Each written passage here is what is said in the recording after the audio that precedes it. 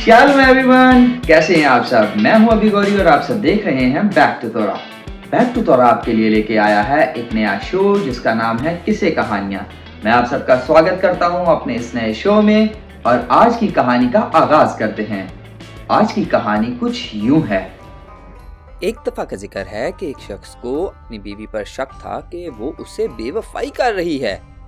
उस औरत के 3 बेटे थे, मगर उसके शौहर को यकीन था कि इन तीनों में से सिर्फ एक ही उसका असली बेटा है। उसने इस राज का पता लगाने की बहुत कोशिश की कि कौन सा उसका असली बेटा है, मगर नाकाम रहा।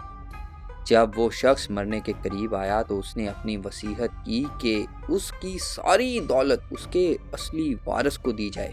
अब हर बेटा अपने आप को उसका असली वारिस साबित करने की कोशिश में था। जब कोई हल न निकला तो फैसला बुजुर्ग सुलेमान की अदालत में पेश किया गया। सारा शहर इस राज का पर्दाफाश होते देखना चाहता था, सो सब शहर वहां पर दरबार में जमा हो गया।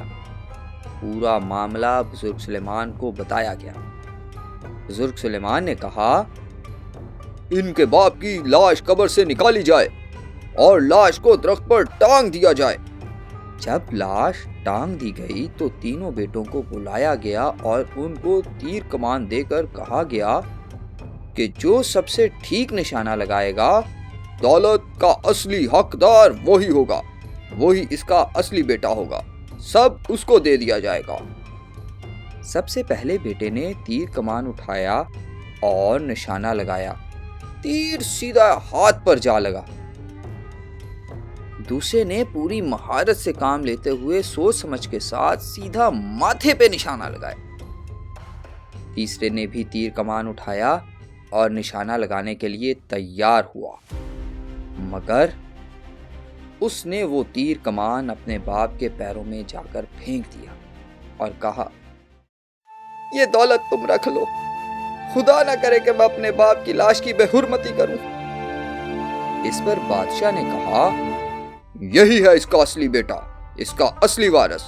सो हुक्म जारी हुआ कि वसीयत के मुताबिक किया जाए और सारी दौलत इसको दे दी जाए जिसने तीर नहीं चलाया, क्योंकि तौरा हमें माँ बाप की इज्जत करने की तलकीन करती है।